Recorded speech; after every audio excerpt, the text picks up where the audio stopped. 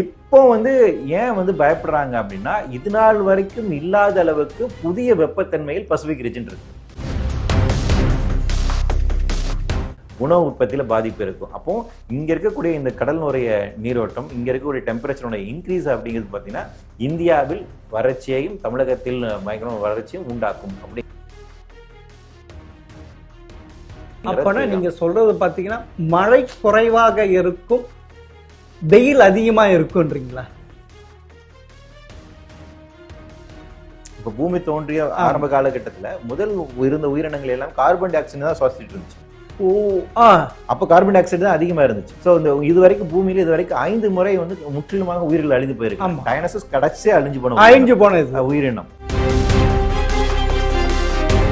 சரி சரி, இதே எல்னினோ தென்மேற்கு பருவமழை குறைக்குது, ஆனா வடகிழக்கு பருவமழை நம்மளுக்கானது அக்டோபர் நவம்பர் டிசம்பர் ஹெவியா இருக்கும். 2015 ஏற்பட்ட பெரும் வெள்ளத்தை விட மிகப்பெரிய வெள்ளத்தை நம்ம சந்திக்க வேண்டி இருக்குன்னு சொல்றாங்களே சார், நீங்க அது சார்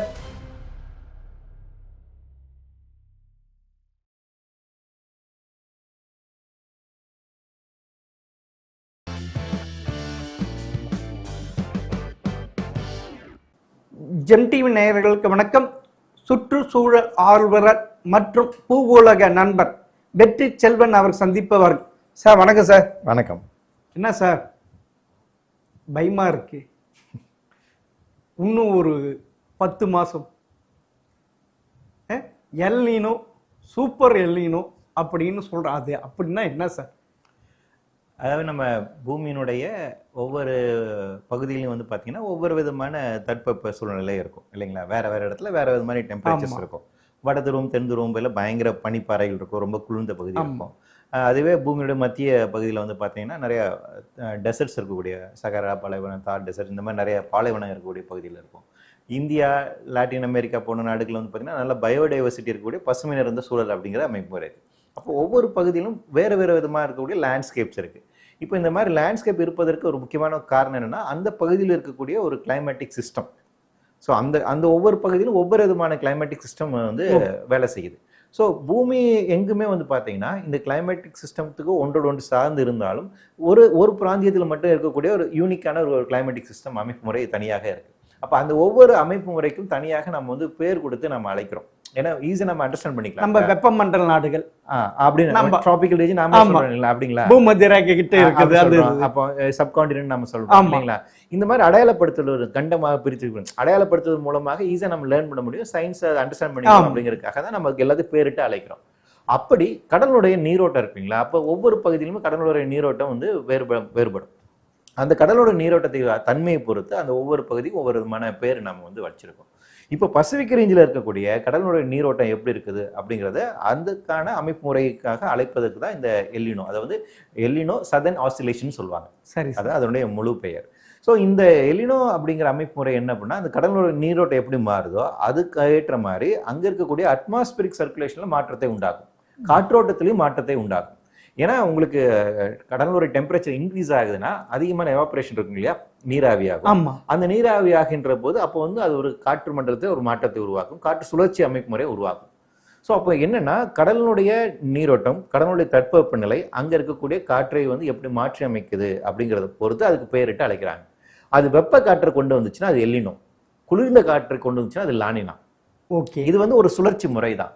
அப்போ இந்த வருஷம் நமக்கு எல்னினோ இருக்குது அப்படின்னா இது 1 வருஷம் 1.5 வருஷம், சில சமயம் 4 வருஷம் வரைக்கும் நீடிக்கும். அதுக்கப்புறம் அது நியூட்ரல் ஃபேஸ்க்கு போயிடுச்சுன்னு சொல்லுவாங்க. அதுக்கப்புறம் லானினாவா மாறும். அதுக்கப்புறம் திருப்பி நியூட்ரல் ஃபேஸ் வரும். அதுக்கப்புறம் எல்னினோ வரும். இது ஒரு சுழற்சி அமைப்பு முறை. இப்போ ஏன் பயப்படுறாங்க அப்படின்னா, இது நாள் வரைக்கும் இல்லாத அளவுக்கு புதிய வெப்பத்தன்மையில் பசிபிக் ரீஜன் இருக்கு.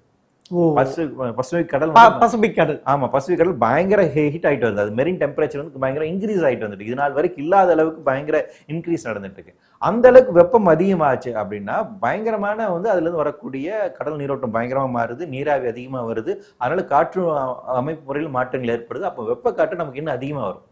ஸோ அப்போ அதனால என்ன சொல்றாங்கன்னா, கடந்த ஜூன் 2ஆம் தேதி வேர்ல்டு மெட்ராலஜிக்கல் ஆர்கனைசேஷன் அவங்க ஆய்வறிக்கை வெளியிடுறாங்க. அவங்க இந்த மாதிரி எல்னினோ வரப்போது நம்ம தயாராகணும் அப்படின்னு சொல்றாங்க. யூரோப்பியன் ஜாயிண்ட் ஏஜென்சி இருக்காங்க, அவங்களும் ஒரு ஆய்வறிக்கை வெளியிட அவங்க என்ன சொல்றாங்கன்னா, south east Asia, south Asia இந்த 2 பிராந்தியங்களிலும் பயங்கரமான வறட்சி இருக்கும் அப்படிங்கிறாங்க. உணவு உற்பத்தியில பாதிப்பு இருக்கும். அப்போ இங்க இருக்கக்கூடிய இந்த கடல் நுரைய நீரோட்டம், இங்க இருக்கக்கூடிய டெம்பரேச்சரோட இன்க்ரீஸ் அப்படிங்கிறது பாத்தீங்கன்னா இந்தியாவில் வறட்சியையும் தமிழகத்தில் பயங்கரமான வறட்சியும் உண்டாக்கும் அப்படிங்கிறது. நீங்க சொல்றது பாத்தீங்கன்னா மழை குறைவாக இருக்கும், வெயில் அதிகமா இருக்கும்ன்றீங்களா? ஆமா, மழைப்பொழிவு கம்மியா இருக்கும். ஆமா, அதாவது என்னன்னா நமக்கான மான்சூன் அப்படிங்கிறதுல அதுல நிறைய மாற்றங்கள் இருக்கும், மழைப்பொழிவு இருக்கும்.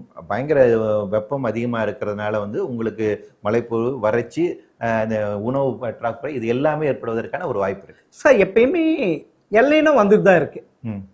எப்படி 2 வருஷத்துக்கு நீங்க 4 வருஷம் அப்படி இருக்கிறப்ப இந்த எல்லைனும் இதுல வந்து இது சூப்பர் எல்லைனும் ஆவரேஜ் விட இது 4 டிகிரிஸ் அதிகமாக வெப்பம் அதிகமா இருக்குன்னு சொல்றாங்களே சார்.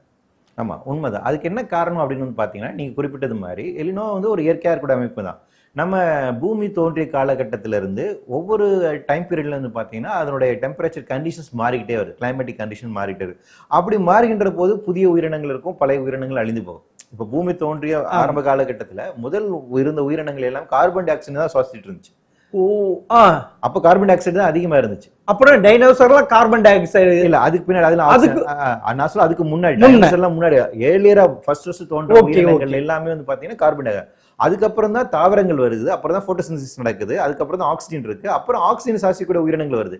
அப்போ கார்பன் டை ஆக்சைடு சுவாசிக்கக்கூடிய உயிரினங்கள் அழிஞ்சு போகுது. ஸோ ஃபர்ஸ்ட் எக்ஸ்டிங்ஷன் அப்படிதான் நடக்குது. ஸோ இந்த இதுவரைக்கும் பூமியில இதுவரைக்கும் 5 முறை வந்து முற்றிலுமாக உயிர்கள் அழிந்து போயிருக்கு. டைனோசர்ஸ் கடைசியா அழிஞ்சு போன உயிரினம் அப்படின்னு. அப்போ ஒவ்வொரு காலகட்டத்திலையும் இந்த தட்பவெப்ப சூழ்நிலை கிளைமேட்டிக் கண்டிஷன் மாறுகின்ற போது அப்போ எந்த மாதிரி மாற்றம் ஏற்படுதோ அதுல எது அடாப்ட் ஆகுதோ அந்த உயிரினம் தப்பி பிழைக்கும். அதான் டார்வின் சொன்னார், the ability to adapt to new environment will survive அப்படின்னாரு. அப்போ மாறி வருகின்ற சூழலுக்கு தகமைத்துக் கொள்ளக்கூடிய உயிரினங்கள் தப்பி பிழைக்கும். அப்போ பூமி தோன்றிய காலகட்டத்தில இருந்து கடந்த 450 கோடி வருடங்கள்ல வந்து பாத்தீங்கன்னா தொடர்ச்சியா பூமி வேற வேற கிளைமேட்டிக் கண்டிஷன் மாறுதல் நடந்துகிட்டே இருக்கு. அதுக்கு பல மில்லியன் வருடங்கள் எடுத்துக்கும். ஆனா இப்ப என்ன நடக்குது, இப்ப நீங்க சொல்லக்கான காரணம் என்ன பாக்குறதுன்னா, நமக்கு இப்ப என்ன பிரச்சனைனா குளோபல் வார்மிங் நடந்துகிட்டு இருக்கு. இந்த குளோபல் வார்மிங் மனித சமூகத்தின் செயல்பாடு நடந்துட்டு இருக்கு. இந்த குளோபலா ரொம்ப ஃபாஸ்டா நடந்துட்டு இருக்கு. அதாவது பூமியினுடைய சராசரி வெப்பநிலை அப்படிங்கிறது கடந்த ஒரு 2000 வருடங்களாக ஒரு சமநிலையில இருக்கு. அப்படி 2000 வருடங்களாக இருந்த அந்த சமநிலை அப்படிங்கிறது இன்னைக்கு மாறி கடந்த 150 வருடங்கள்ல அதனுடைய சராசரி டெம்பரேச்சர் வந்து பாத்தீங்கன்னா 1.5 டிகிரி செல்சியஸ் இன்க்ரீஸ் ஆயிருக்கு. இப்படி 1 டிகிரி செல்சியஸ் இன்க்ரீஸ் ஆகிறதுக்கு 1 லட்சம் வருஷம் ஆகும். 1 லட்சம் வருஷத்துக்கு நிகழ வேண்டிய ஒரு நிகழ்வு 150 வருடங்கள் நடக்குது. அப்ப எவ்வளவு ஃபாஸ்டா இங்க இன்க்ரீஸ் ஆயிருக்கலாம். அப்ப இந்த ஃபாஸ்டா இந்த கிளைமேட் சேஞ்ச் ஆகின்ற போது பூமியினுடைய இப்போது இருக்கக்கூடிய சமநிலை இருக்குல்ல, பூமியினுடைய இப்போ லாஸ்ட் ஐசேஜ் முடி நமக்கு 20,000 வருடங்கள் ஆச்சு. 20,000 வருடங்களுக்கு முன்பு ஐசேஜ் தான் பூமி இருந்துச்சு. கடந்த 8 லட்சம் வருடங்கள்ல 5 முறை ஐசேஜ் நடந்திருக்கு. ஸோ லாஸ்ட் ஐசேஜ் முடிஞ்சு அடுத்த ஐசேஜ் நோக்கி நம்ம வந்து போய்கிட்டு இருக்கோம். அதான் பூமியோட இயல்பாக இருக்கக்கூடியது. ஸோ லாஸ்ட் 20,000 இயர்ஸ்ல தான் பூமியோட ஒரு கிளைமேட்டிக் கண்டிஷன்ஸ் ஒரு பேட்டர்ன்ல இருக்கு. அந்த பேட்டர்ன்ல இருக்கிறதுனால தான் நம்மளால விவசாயம் பண்ண முடியுது. இல்லைன்னா பூமி பயங்கர குளிர்ந்த பிரதேசமாக இருக்கும், விவசாயம் பண்றதுக்கு வாய்ப்பு இல்லாம இருக்கும். ஏன் விவசாயம் பண்ண முடியுதுன்னா பூமி இன்னைக்கு ஒரு பேலன்ஸ் டெம்பரேச்சரா மாறி இருக்கு. இந்த கண்டிஷனுக்கு ஏற்ற மாதிரி நம்ம சிவிலைசேஷன் இப்போ எக்ஸிஸ்ட் ஆயிருக்கும். இப்போ என்ன சிக்கல் அப்படின்னா, மனித சமூகம் செயற்கையாக அதிகப்படியான கார்பனை எமிட் பண்றதுனால இன்னைக்கு குளோபல் வார்மிங் நடந்துகிட்டு இருக்கு. சோ இந்த குளோபல் வார்மிங் என்ன பண்ணுதுன்னா, இந்த பூமியோட இயல்பு தன்மை இருக்கு இல்லையா, இயல்பாக இருக்கக்கூடிய கிளைமேட்டிக் கண்டிஷன்ஸ் இருக்கு இல்லையா, மாத்துது, அதை கண்டமல் கொலாப்ஸ் பண்ணுது. ஸோ அந்த கொலாப்ஸினுடைய விளைவு தான் என்ன இருக்குன்னா, இன்னைக்கு எல்லினோ வந்து பயங்கர புதுசா மாறுது. ஒண்ணு இல்ல, நமக்கு புயல் வந்து முன்னாடி என்ன வரும், அது வந்து கரையை தொடர்க்க வந்துட்டு நமக்கு கரையை தொடச்சுன்னா அவ்வளவுதான். அது கரையை தொட்டனாவே புயலுக்கு பின் அமைதி, கரையை கடந்தாவே அமைதி. ஆனா இப்ப அப்படி இல்லையே சார். கரையை அது வந்து வாக்கிங் போகுது. ஆமா, இங்க பே ஆஃப் பெங்கால் ஆரம்பிச்சு இந்தியன் சப்கான்டினென்ட் தாண்டி அரேபியன் சீக்கு போய் துபாய் வரைக்கும் போகுது. ஆமா சார். சோ இந்த மாதிரி நியூ சைக்ளோன்ஸோட தன்மையே வந்து மாறி இருக்கு இல்லைங்களா, அந்த மாதிரி தான் இந்த எலினோட அமைப்பு முறை மாறி. ஏன் அப்படின்னா இன்னைக்கு நம்ம கடல் இருக்கு இல்லையா, உலகளவில் இருக்கக்கூடிய ஓஷன்ஸ் எல்லாமே வந்துட்டு பெர் செகண்டுக்கு 13 அணுகுண்டு வெடிச்சா எந்த அளவுக்கு ஹீட் வருமோ அந்த அளவுக்கு ஹீட்டை அப்சர்வ் பண்ணிட்டு. அப்பனா நாயாசாகி ஹீரோஷிமா போட்ட அணுகுண்டு விட அதிகமா இருக்கு. ஆமா, அந்த அவங்க யூஸ் பண்ண அந்த ஹிரோஷிமால பயன்படுத்தின அந்த அணுகுண்டு இருக்குங்களா, அப்ப வெளிப்பட்ட வெப்பம் விட இப்ப அதிகமா இருக்கு. பெர் செகண்டுக்கு 13 அணுகுண்டு அது உள்வாங்கிட்டு இருக்கு. அப்பனா இன்னும் கொஞ்ச நாள் போன மனித இனமே அழிஞ்சு போக போல. நீங்க ஏற்கனவே சொல்லியிருக்கீங்க டைனோசர் அதை அடாப்ட் ஆகலன்ட், அப்படி இப்படிதானே போகும். ஆமா, இப்ப கொஸ்டின் இதே தான். இந்த மாறி வருகிற சூழலுக்கு நீங்க அடாப்ட் ஆக முடியுமா முடியாதுங்கிறதா. எல்லினோ ஒரு சாம்பிள் தான், ஒரு டிப்பிங் ஐஸ்பர்க் தான் வந்துட்டு. என்னன்னு பாத்தீங்கன்னா உங்களுக்கு எல்லினோ ஒரு பகுதியில் இருக்கக்கூடிய கடலோட நீரோட்டத்தை மாறுகிறதுனால நமக்கு இந்த பிரச்சனை வருது. இந்த பக்கம் அதே மாதிரி அட்லாண்டிக் பெருங்கடத்திலும் கடல் நீரோட்டம் மாறிட்டு இருக்கு. அதன் பாதிப்பு தான் இன்னைக்கு யூரோப் பார்த்துக்கிட்டு இருக்காங்க. இப்ப யூரோப்பு பயங்கரமான வெப்பன்ஸ், வெயில், கோடை, அது கோடைக்காலம் தான் இப்ப அவங்களுக்கு. ஆனா டெம்பரேச்சர் 40 டிகிரி சார். ஆமா, அவங்களுக்கு பொதுவாவே 31 32 தான் இருக்கு அந்த சம்மர்ல. ஆனா இப்ப 40 டிகிரி போயிடுச்சுல, ரோடுலாம் உருகி போச்சு, எல்லாமே இதாவது. அப்ப பேசிக்கா காரணம் என்ன? குளோபல் வார்மிங் என்ன பண்ணுது அப்படின்னா கடலை பயங்கரமா சூடுபடுத்துது. அப்புறம் அதுக்கும் எல்னினோக்கும் எந்த சம்மதம் இல்ல. அது இல்ல, அது இயற்கை சீற்றம். இல்ல அதுக்கும் குளோபல் வார்மிங் சேர்ந்து, அது இயற்கை சட்டம் கிடையாது. அதுவும் குளோபல் வார்மிங், அதுவும் குளோபல் வார்மிங் தான். ஆனா எல்னினோ கிடையாது. எல்னினோ கிடையாது. அது என்னன்னா அங்க இருக்கக்கூடிய காற்று சுழற்சி அமைப்பு வந்து Atlantic Mediterranean over turning circulation சொல்லுவாங்க, அமாக்குன்னு சொல்லுவாங்க. சரி, சரிங்களா? மேல இருக்க போலார் வெர்டெக்ஸ் அப்படி சொல்லுவாங்க. சோ காற்று சுழற்சி அமைப்பு மாதிரி எல்லா பகுதியிலும் மாறிட்டு இருக்கு நான் சொல்றேன். நமக்கு பசிபிக் ரீஜன்ல இருக்கக்கூடிய காற்று சுழற்சி அமைப்பு மாதிரி கடல் நீரோட்டம் மாறுறதுனால நமக்கு எல்லினோ பாதிப்பு வருது. ரைட்டுங்களா? அதே போல யூரோப்புக்கு பொறுத்த வரைக்கும் அங்க இருக்கக்கூடிய காற்று சுழற்சி அமைப்பு வந்து வடதுருவ பகுதியில் இருக்கக்கூடிய போலார் வெர்டெக்ஸ் சொல்லுவாங்க. அப்புறம் அட்லாண்டிக் மெடிட்டரேனியன் ஓஷன் சர்க்குலேஷன் சொல்லுவாங்க. இந்த அட்லாண்டிக் பெருங்கடல இருக்கக்கூடிய மாற்றங்கள், இந்த ரெண்டுத்தில நடக்கக்கூடிய நிகழ்வு மாற்றங்கள் பாத்தீங்கன்னா இங்க ஹீட் டூம் உருவாக்குது யூரோப்ல. அதனால அங்க மக்கள் செத்துக்கிட்டு இருக்காங்க. சரி சார், அப்படி நம்ம இந்தியாவுக்கு வருவோம் சார். இப்ப வந்து நீங்க சொல்ல மாதிரி இந்த ஜூலைல இருந்து செப்டம்பர் வரைக்கும் ஆவரேஜ் டெம்பரேச்சர் விட இது கோடைக்காலம் மாதிரி இருக்குன்னு சொல்றாங்க சார். எப்படி சார் இது? ஏன் அப்படின்னா உங்களுக்கு பயங்கரமான ஹீட் வேவ்ஸ் வந்து வந்துகிட்டே இருக்கும். கடல்ல இருந்து நமக்கு எல்லினோ மூலமாக வந்துகிட்டே இருக்கும். ஸோ அதிகப்படியான ஹீட் வேவ்ஸ் இருக்கிறதுனால நமக்கு வந்து வெப்பம் தான் அதிகமா இருக்கும். ஸோ வெப்பம் நமக்கு கன்யூஸ் ஆகிட்டு இருக்கு. அடுத்த உங்களுக்கு மே மாசம் வரைக்கும், அடுத்த 2027 மே வரைக்கும் இது கண்டினியூ ஆகிறதுக்கான வாய்ப்பு இருக்கு அப்படிங்கிறத ப்ரெடிக்ட் பண்றாங்க. அதுக்கான பாசிபிள் 90% பாசிபிலிட்டிஸ் அப்படின்னு தான் ப்ரெடிக்ட் பண்றாங்க. ஸோ அப்போ இந்த எல்லினோவோட அமைப்பு முறை பொறுத்து தான் ஒரு பருவ சூழல் அப்படிங்கிறது நமக்கு மேஜர் ஃபேக்டரா இருக்கு. ஆமா, இன்னொன்னு இந்தியா டைஃபோல் எஃபெக்ட் சொல்லுவாங்க, MJO1. இது ரெண்டுமே எப்படி ரியாக்ட் பண்ணணும்? இப்போ இதுமே நியூட்ரல் ஃபேஸ்ல தான் இருக்கு. இந்தியா டைஃபோல் எஃபெக்ட் நியூட்ரல் ஃபேஸ்ல இருக்கிறதுனால இப்ப ஸ்டார்டிங்ல இவ்வளவு வெயில் இருக்கு, எல்லினோட பாதிப்பு இது குறைக்காது. அப்ப நமக்கு இயற்கையாக இருக்கக்கூடிய நமக்கான அங்கங்களும் பெரிய அளவுக்கு வேலை செய்யாது அப்படிங்கறத பிரச்சனை வந்துட்டு. அப்பனா இப்ப இந்த சீசன் பார்த்தீங்கன்னா மேற்கு பருவமழை, அப்பனா அது இந்தியாவுக்கு மோஸ்ட்ல அது. அப்பனா அந்த மழையை போயிட்டு போகுமா இந்த எல்லினோனால? இல்ல, அதுலதான் இன்னொரு விஷயம் என்ன சொல்றாங்கன்னா மழை இருக்கும், ஆனா ஷார்ட் டைம்ல ஹெவி ரெயின்ஃபால் இருக்கும்.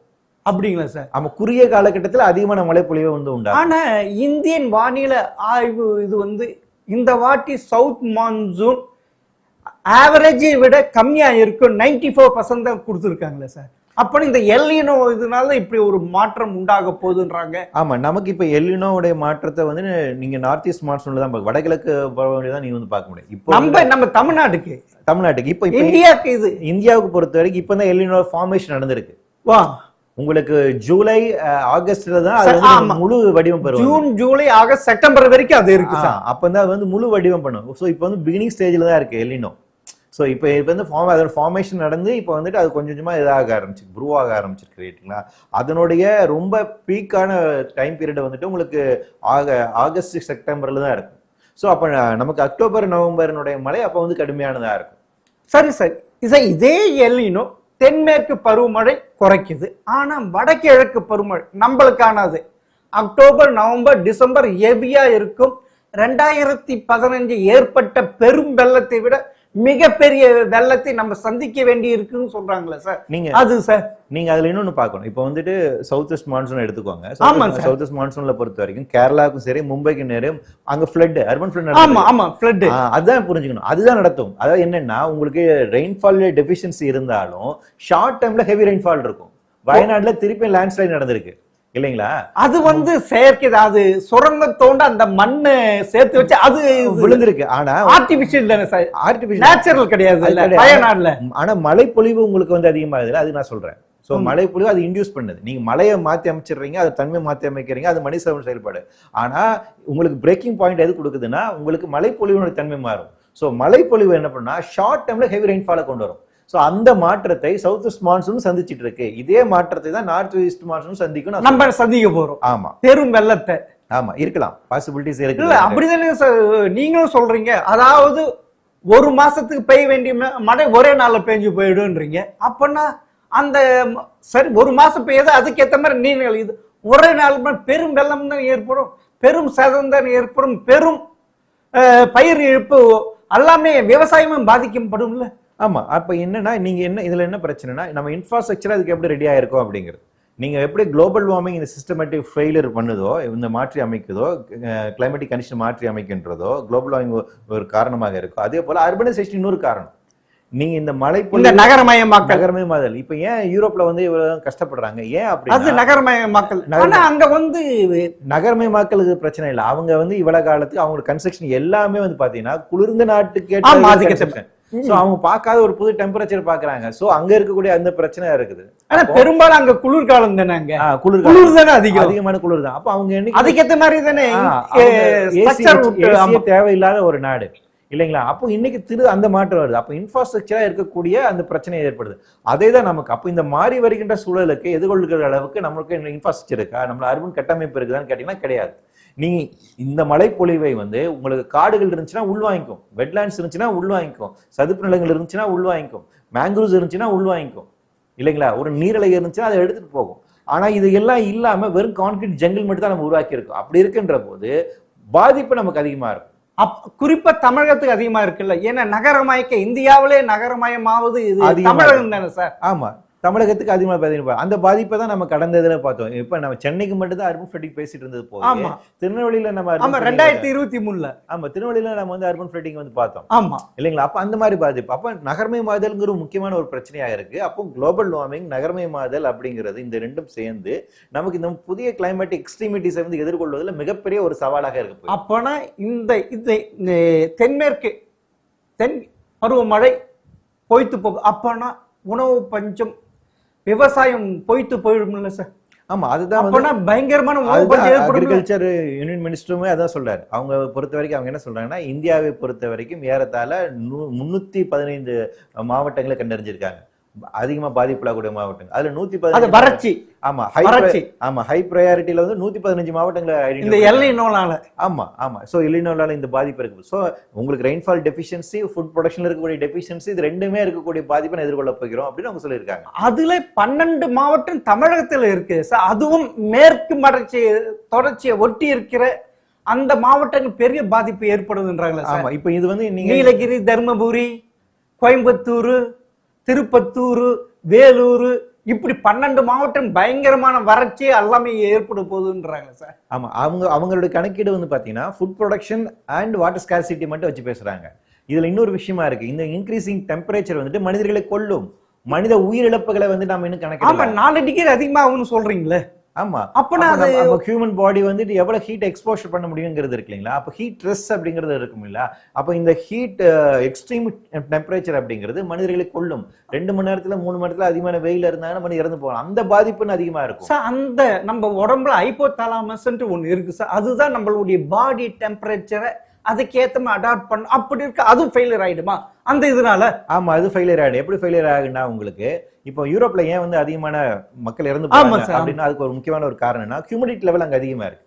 ஈரப்பதம், காற்றுல ஈரப்பதம் அதிகமா. வெறும் டெம்பரேச்சர் இன்க்ரீஸ் ஆகிறது மட்டும் காரணம் கிடையாது. காற்றில் ஈரப்பதம் அதிகமா. காற்றில் ஈரப்பதம் அதிகமாச்சுன்னா நீங்க சொன்னீங்க இல்லையா, அந்த ஹார்மோன் வந்துட்டு வேர்வை சுரவியா வெளியே அனுப்பும். அந்த வேர்வை சுரப்பி வந்து எவாபரேட் ஆனதா திருப்பி எனக்கு வந்து வேர்க்கும். ஆனா காற்றில் ஈரப்பதம் அதிகமா இருக்கும் போது எனக்கு வேர்க்காது. சோ திருப்பி நீங்க எவ்வளவுதான் வேர்த்தாலும் உங்களுக்கு வந்து அது எவாபரேட் ஆகாது. உங்களுக்கு பாடி கிடைக்கணும், கூலிங் மெக்கானிசம் வேலை செய்யாது, பாடி கூல் கிடைக்காது. நீங்க தண்ணி குடிப்பீங்க, அடங்காது, திருப்பி டெஸ்டியா இருந்துகிட்டே இருக்கும் இல்லைங்களா? ஆமா. சோ அப்ப வந்து உங்களோட மெட்டபாலிசம் கொலாப்ஸ் ஆகும், மனிதர் இறந்துடுவாங்க, ஹைப்போதெர்மியா ஏற்படும். சோ இப்போ எக்ஸ்ட்ரீம் டெம்பரேச்சர் அண்ட் ஹியூமிடிட்டி வந்து பிரச்சனையா இருக்கும். ஒண்ணு இல்ல, இது சிம்பிளா புரிஞ்சுக்கலாம். நீங்க உங்களோட மொபைல்ல வெதர் ஆப் எடுத்து பாத்தீங்கன்னா ஆக்சுவல் டெம்பரேச்சர் வந்து 37-38 காட்டும். ஆமா சார். ஆமா. ஆனா ஃபீல்ஸ் லைக் டெம்பரேச்சர் பாத்தீங்கன்னா 40-41 காட்டும். அப்படிங்களா? அது ஃபீல்ஸ் லைக் டெம்பரேச்சர் அப்படிங்கிறது என்னன்னா அது ஹீட் இண்டெக்ஸ் அடிப்படையில் இருக்குது. அதாவது எவ்வளவு சர்ஃபேஸ் டெம்பரேச்சர் எவ்வளவு இருக்குது, ஹியூமிடிட்டி லெவல் எவ்வளவு இருக்கு, இது ரெண்டும் பேலன்ஸா இருக்குன்ற போது நம்ம பாடி எந்த அளவுக்கு தாங்கணும். எப்போ உங்களுக்கு வேர்க்காத அளவுக்கு அந்த டெம்பரேச்சர் போகுதுங்கிறத பெட்ரூம் டெம்பரேச்சர் சொல்லுவாங்க. அந்த டெம்பரேச்சர் வந்துருச்சு அப்படின்னா மெட்டபாலிசம் கொலாப்ஸ் ஆயிடும். அப்புறம் கொலாப்ஸ் அந்த ஹீட் வேவ்ஸ்ல அதிகமாகி டெத் ரேஷியோ அதிகமாகும். அப்படிதான் யூரோப்ல வந்து இப்ப 1300 பேர் இறந்து போயிருக்காங்க. ஆமா சார், ஒரே மாசத்துல பிரான்ஸ்ல இறந்து போயிருக்காங்க. ஆமா இல்லைங்களா? சோ ஏன் இறந்து போறாங்கன்னா இதுதான் அப்ப அந்த காரணம். இப்படியான இறப்பு நாமளும் இந்தியாவிலும் கடந்த காலத்துல இறந்துட்டு இருக்காங்க. இந்த பாதிப்பு இன்னும் இன்க்ரீஸ் ஆகும். சோ நம்ம இப்ப இந்த வாட்டர் ஸ்கார்சிட்டி, உணவு பற்றாக்குறை தான் பேசிட்டு இருக்க முடியும். 90% ஆஃப் தி இந்தியன்ஸ் வந்து பாத்தீங்கன்னா அன்னார் செக்டர்ல இருக்காங்க. ஆமா சார், ஆமா ஆமா, அன்னார்கள் செக்டர் எம்ப்ளாயிஸ் அதிகமா இருக்காங்க. சிறந்த வெளியில வேலை செய்யறவங்க அதிகமா இருக்காங்க. விவசாய கூலி வேலைக்கு, ஆமா, கட்டட வேலை தொழில் செய்யறாங்க, கிக் ஒர்க்கர்ஸ் ஆமா, தெருவோரம் வியாபாரம் செஞ்சுட்டு இருக்க எல்லாருமே அவங்க தானே அதிகமா தான் சார். ஃபேக்டரிஸ்ல வேலை செய்யறவங்க எல்லாருமே இருக்காங்க. அப்போ இவங்கள தான் அதிகம் பாதிப்புள்ளாக. அப்போ எக்ஸ்ட்ரீம் டெம்பரேச்சர் வந்து இவங்க ஒர்க் பிளேஸை வந்து ரொம்ப ஹசார்டஸா வந்து மாத்தும். அப்பனா இந்த நீங்க அன்ஆர்கா செக்டர் அந்த எம்ப்ளாயிஸ் நிறைய பேர் டெத் ஆகிறதுக்கு வாய்ப்பு இருக்குன்றீங்க. ஆமா, அது ஆல்ரெடி பாதிப்பு உண்டாகி கொண்டிருக்கிறார்கள். இந்த பாதிப்பு இன்னும் ரெட்டிப்பாவதற்கான வாய்ப்பு இருக்கு சார். இப்ப பாத்தீங்கன்னா இந்த ஜூலைலயே இப்ப வந்து டெம்பரேச்சர் 100 டிகிரி போகுது சார். வெயில் காலத்துல மே மாசத்துக்கு பாக்குறது அந்த இது இப்பதான் பாக்குறோம். ஆமா, உங்களுக்கு இந்த வெப்பம் வந்து கன்சிஸ்டன்ட் நமக்கு அக்டோபர் வரைக்கும் இருக்கும். ஆமா, அக்டோபர் வரைக்கும் இருக்கு சார். அடுத்த 3 மாசம் பெரும் வெள்ளம் இருக்கு. அடுத்த 2027 ஜனவரியில இருந்து அடுத்த ஜூன் வரைக்கும் இன்னும் அதிகமாகும். ஜனவரியில கோடைக்காலம் தொடங்குற மாதிரி ஆயிடும்ன்றாங்களே சார். அப்பனா இன்னும் அதிகமாகும் இல்ல நீங்க சொல்றேன்னு அந்த இது. ஆமா, வெயில். அப்ப இந்த ஏர்லி வார்னிங் நம்ம வந்து கொடுத்துருக்கு. இப்ப என்ன பிரச்சனை அப்படின்னா, இப்போ இதுல பொறுத்த வரைக்கும் ஐஎம்டிஏ இதுல எப்படி ப்ரெடிக்ட் பண்ண போறாங்கிற பிரச்சனை. இப்ப இந்த கூடுதலா இப்ப இருக்கக்கூடிய அட்மினிஸ்ட்ரேட்டிவா இருக்கக்கூடிய பிரச்சனைன்னா, ஐஎம்டிஏ வந்துட்டு ஒரு அவங்களுக்கு மட்டும்தான் ஹீட் வேவ் டிக்ளேர் பண்றதுக்கான அதிகாரம் இருக்கு. ஆமா, டிசாஸ்டர் ஆக்ட் படி வந்து அவங்களுக்கு தான் அந்த அதிகாரம் இருக்கு. இப்போ ஐஎம்டிஏ டெஃபினிஷன் என்னன்னா, ஒரு பகுதியில கன்சிஸ்டன்டா வந்துட்டு அதோட ஆம்பியன்ட் டெம்பரேச்சரை விட 5 டிகிரி செல்சியஸ் அதிகமா இருந்தாதான் ஹீட் வேவ்ஸ் டிக்ளேர் பண்ணுவாங்க. ஆமா, சென்னையோட ஆம்பியன்ட் டெம்பரேச்சர் வந்துட்டு 32 வச்சுக்கோங்களேன், 37 தாண்டுது, அது வந்து 2 மெட்ரோலஜிக்கல் ஸ்டேஷன்ல பதிவாகணும், 48 மணி நேரத்துக்கு பதிவாகணும். அப்பதான் அவங்க ஹீட் வேவ்ஸ் டிக்ளேர் பண்ணுவாங்க. ஆனா இப்ப என்ன பிரச்சனைனா, 3 மணி நேரம் 4 மணி நேரத்திலேயே வந்துட்டு உயிர் கொள்ளும் வெப்பத்தை நாம வந்து இது விட்டுட்டு இருக்கோம். சோ அப்ப வந்து லாஜிக்கலி அவங்க ஹீட் வேவ்ஸ் எல்லாம் இறந்து போகல. ஏன்னா ஹீட் வேவ்ஸ் டிக்ளேர் பண்ணிருக்க மாட்டாங்க. ஆமா, சிக்கல் நமக்கு இருக்கு. அப்ப அந்த ப்ராப்பர் டேட்டா இருக்கு. அப்ப ஏர்லி வார்னிங் சிஸ்டம் நமக்கு பெரிய பிரச்சனையா இருக்கு. நீங்க யூரோப்ல, அதனாலதான் யூரோப்ல என்ன பண்றாங்கன்னு பாத்தீங்கன்னா, யூடிசிஐன்னு ஒரு மாடலை பின்பற்றுறாங்க, யூனிவர்சல் தெர்மல் கிளைமேட் இண்டெக்ஸ். அவங்க பொறுத்த வரைக்கும் அவங்க என்ன பண்றாங்கன்னா, வெறும் சர்ஃபேஸ் டெம்பரேச்சர் மட்டும் எடுக்கிறது இல்ல, சர்ஃபேஸ் டெம்பரேச்சர் எடுத்துருக்காங்க. அந்த பகுதியில இருக்கக்கூடிய இயல்பான ரேடியேஷன் லெவல் எவ்வளவு இருக்கு, ஆல்ரெடி ஹீட் எந்த அளவுக்கு இருக்கு அப்படின்னு அதை எடுத்துக்காங்க. காற்றோட்டம் எந்த அளவுக்கு இருக்கு அப்படிங்கிறது, அதெல்லாம் ஈரப்பதம் எவ்வளவு இருக்கு, ஈரப்பதம், இந்த நாளையுமே வச்சு கணக்கு பண்ணிட்டு அவங்க என்ன சொல்றாங்க, இந்த ரீஜன்ல உங்களுக்கு அதிகமான யூடிசி லெவல் இருக்கு, அப்ப அங்க போகாதீங்க. அமெரிக்கா ஹீட் இண்டெக்ஸ் அப்படின்னு மெத்தடாலஜி ஃபாலோ பண்றாங்க. நான் முன்னாடி சொன்ன மாதிரி temperature as well as humidity இது ரெண்டு வச்சு ஃபாலோ பண்றாங்க. ஆனா நம்ம இந்தியன்ஸ் ஐஎம்டி என்ன ஃபாலோ பண்றாங்கன்னா, வெறும் டெம்பரேச்சர் மட்டும் தான் வாங்கி கொடுக்குறாங்க. ஒரு பகுதியில உங்களுக்கு வெப்பம் இங்க அதிகமா இருக்குன்னு மட்டும் தான் வாங்கி கொடுக்குறாங்க வெளிய, ஹியூமிடிட்டி லெவல் எவ்வளவு இருக்கு, அதனால வெளியே போகாதீங்கன்னு அது வாங்கி. அதோட ஈரப்பதம் எவ்வளவு இருக்கு, எந்த இது அந்த இது இல்ல. இப்ப பிரச்சனை என்னன்னா, அந்த வார்னிங் இல்லாம லேபர் டிபார்ட்மெண்ட் எப்படி லேபர்கள் நீ தொழிலாளர் வேலைக்கு போகான்னு சொல்ல முடியும்? சார் அவங்க ஒரு அனௌன்ஸ் பண்றாங்க, இப்ப இந்த வாட்டி இந்த சம்மர்ல பத்தி 11ல இருந்து 3 மணி வரைக்கும் வெளியே போகாது, உள்ளேயே இருங்கன்னு அப்படிதானே சொல்றாங்க. அப்படிதான் சொல்றாங்க. ஆனா டெய்லி வேஜஸ் அப்படி பண்ண முடியாது சார். அதுதான் என்னன்னா, இப்ப கன்ஸ்ட்ரக்ஷன் லேபருக்கு பொறுத்த வரைக்கும் அப்படியே டைம் மாத்தணும் இல்ல, இந்த இதுக்கு எக்ஸாக்ட்லி டைம் மாத்தணும். அவங்களுக்கான வந்து அந்த இழப்பீடுக்கான ஊக்கத்தொகை வந்து அரசாங்கம் கொடுக்கணும். அவங்களுக்கான சோசியல் செக்யூரிட்டி மெக்கானிசம் நீங்க உருவாக்கணும். இப்போ பயிர் காப்பீட்டுக்காக வந்து அது போனா நம்ம விவசாயிகளுக்கு வந்துட்டு ஒரு தொகை கொடுக்குறோம். அதே போல மீனவர்களுக்கு வந்து குறிப்பிட்ட கடலுக்கு செல்லாம இருக்கிறதுனால அவங்களுக்கு ஒரு தொகை கொடுக்குறோம் இல்லைங்களா. அந்த மாதிரி உடல் உழைப்பாளிகளுக்கு வந்து இந்த ஆபத்தான சூழ்நிலை வந்து அரசாங்கம் வந்து அறிவிச்சிட்டாங்க அப்படின்னா அந்த காலத்துல பணி போகாம இருக்கணும். அப்படி அவங்க வேலை நேரத்தில் ஏற்படக்கூடிய இழப்புக்காக இழப்பீடாக தொகையை அவங்க கொடுக்கணும். அந்த ஃபிஷருக்கு சில ஏப்ரல்ல இருந்து ஒரு இது மீன்பிடி கடைக்கால அவங்களுக்கு ஒரு 8000, அதே மாதிரி இந்த வாட்டி கொடுக்கணும்ன்றீங்க. இந்த எல்லினோ அந்த இதுல அப்படி ஒரு நிலைமை கொண்டு விட்டு இருக்கு. ஆமா, இது இந்த எல்லினோ காலகட்டத்திலும் இனிமேல் எதிர்கால தொடர்ச்சி நமக்கு இப்படித்தான் இருக்க போகிறது. இனிமேல் இதுதான் நம்மளோட new normalcy. Abnormal is the new normal. So அதனால இனிமேல் வந்து அதிகப்படியான வெயிலை நீங்க எதிர்கொள்வதற்கு கற்றுக்கொள்ளத்தான் வேண்டும். அதிகப்படியான மழைப்பொழிவு, அதிகப்படியான குளிர், அதிகப்படியான புயல், இதோட நீங்க சேர்ந்து வாழ கற்றுக்கொள்ள வேண்டும். சோ இந்த எல்லினோ இன்னைக்கு இந்த மாற்றத்தை உண்டாக்கும், அடுத்து இன்னொரு அமைப்பு முறை வேற ஒரு மாற்றத்தை உண்டாக்கும். சோ அப்ப நெக்ஸ்ட் 25 இயர்ஸ்ல நீங்க என்ன செய்யறீங்கிறதா முக்கியமான விஷயம். சோ ஆல்ரெடி நாம வந்து ஒரு கிளைமேட் பிரீச்சை வந்து பாத்துக்கிட்டு இருக்கோம். அப்பனா நீங்க சொல்றேன்னு டோட்டலி இயற்கையே மாறி போச்சுன்றீங்க. ஆமா, அதான் சொல்றேன். உங்களுக்கு 1.5 டிகிரி செல்சியஸ் இன்க்ரீஸ் ஆகிறதுக்கு 1 லட்சம் வருஷம் ஆகும் சார். அடுத்த 2 டிகிரி செல்சியஸ் இன்க்ரீஸ் வந்து இன்னும் 25 வருஷத்துல நம்ம பார்க்க. ஆனா இந்த எல்லினோ 4 டிகிரிஸ் இருந்து 5 டிகிரி இன்க்ரீஸ் ஆகும். அது வந்து அந்த பசிபிக் ரீஜன்ல இருக்கக்கூடிய கடலோட டெம்பரேச்சர் மட்டும். அதனால இந்த அதனால சூப்பர் எல்லினோன்றாங்க. நீங்க அந்த ஒரு ரீஜன்ல இருக்கக்கூடிய 5 டிகிரி இன்க்ரீஸ் மட்டும் சொல்றீங்க. நான் சொல்றது ஒட்டுமொத்த பூமியோட டெம்பரேச்சர் இன்க்ரீஸ். அது ஒட்டுமொத்த. ஆனா இப்ப வந்து சூப்பர் எல்லினோ பொதுவாக சவுத் ஏசியா ஃபுல்லாவே பயங்கரமான பாதிப்பு ஏற்படும்ன்றாங்க சார். ஆமா, அப்ப என்னன்னா உங்களுக்கு வந்து இது மட்டுமே இப்படி இந்த எல்லினோ முடிஞ்சனா இது முடிஞ்சிடும் அப்படின்னு எடுத்துக்க முடியாங்கிற, இந்த பாதிப்பு நிக்க போறது இல்லைங்கிற. நான் என்ன சொல்றேன்னா இதையும் தாண்டி நாம் இன்னும் பல பிரச்சனை எதிர்கொள்ள வேண்டி இருக்கும் அப்படிங்கிற. ஏன் அப்படின்னா இது அப்படியே சஸ்டைன் ஆகுங்கிற. இந்த டெம்பரேச்சர் உங்களுக்கு இன்க்ரீசிங் டெம்பரேச்சர் அப்படிங்கிறது குறைய போறது கிடையாது. உங்களுக்கு இப்ப நீங்க வந்து 40 டிகிரி செல்சியஸ் பார்க்க ஆரம்பிச்சீங்கன்னா அது அடுத்த வருஷம் அப்படியே 38, 37, 32 குறைஞ்சிருமான்னு கேட்டீங்கன்னா கிடையாது. அடுத்து 40ங்கிறது நீங்க தொடர்ச்சின்னு பாப்பீங்க, 41 பாப்பீங்க, 42 பாப்பீங்க, 45 வரைக்கும் கூட நீங்க பாப்பீங்க. இந்த சூப்பர் எல்னினோ அத சூப்பர் இனி வரும் காலத்துல இப்படிதான் ஆகும். ஆமா, நெக்ஸ்ட் 25 இயர்ஸ்ல வந்து பாத்தீங்கன்னா வெயில் இன்னும் கடுமையா தான் இருக்கும். அது எல்னினோ இருந்தாலும் சரி இல்ல. இது நம்ம வெப்பமண்டல நாடுல அதனால இன்னும் அதிகமாகும். அதனால சொல்றேன் டிராபிக்கல் ரீஜன்ல இன்னும் பயங்கர ஹீட் இருக்கும். அப்படி அந்த இது சார். இப்ப வந்து நீங்க பாத்தீங்கன்னா டிசம்பர், ஜனவரி, பிப்ரவரி இது குளிர்காலம்ட்டு நம்மளுக்கு பொதுவான இது இயற்கை இது. ஆனா அந்த இதுவே மாத்துதுன்றாங்களே, ஜனவரிலேயே கோடைக்காலம் தூங்குதுன்றாங்களா? அந்த வெயில நீங்க கோடைக்கால வெயில அப்பயே நீங்க சந்திப்புன்றாங்கல்ல சார். நீங்க 2027ல நீங்க அதுல இன்னொரு மாறுதலை கவனிச்சிருக்கணும். போன வருஷம் சரி நமக்கு மார்கழி மாசம் சரி மார்கழி குளிர் அதிகமா இருந்துச்சு. ஆமா சார், குளிர் அதிகமா இருந்துச்சு. அதே நேரத்துல காலையில வெயிலும் இருந்துச்சு. ஆமா சார், ரெண்டு எக்ஸ்ட்ரீமிட்டிஸ். ஆமா ஆமா ரெண்டு. ஆமா ஆமா ஆமா. சோ அதுதான் சொல்றேன். அப்ப குளிரும் அதிகமா இருக்கும், வெயிலும் அதிகமா இருக்கும், மழையும் அதிகமா இருக்கும், புயல் அதிகமா இருக்கும். அதனுடைய இயல்பு தன்மை வேற ஏதாவது மாறிடுச்சுங்கிற. சோ இந்த இதுக்குதான் நீங்க ரெடி ஆகணுங்கிற. சோ குளோபல் வார்மிங் உங்களுக்கு அதான் கிளைமேட் சேஞ்ச் சொல்றாங்க. நான் உண்மையில அது கிளைமேட் கேட்டஸ்ட்ரோஃபி அப்படிதான் சொல்லணும். குளோபல் வார்மிங்ல குளோபல் பாயிலிங் அப்படின்னு ஆண்டோனி குட்டரஸ் சொல்றாரு, ஐக்கிய நாட்டு சபையினுடைய செக்ரட்டரி ஜெனரல். சோ இந்த வார்னிங் சிஸ்டத்தை புரிந்து கொண்டு நாம் இப்ப செயல்பட ஆரம்பிக்கணும். சரி சார், நீங்க சொல்லி இருக்கீங்க. இது இன்றைய புதிய அரசாங்கம் இதுக்கு என்ன நடவடிக்கை எடுக்கும் பார்ப்போம். மிக்க நன்றி சார். நன்றி.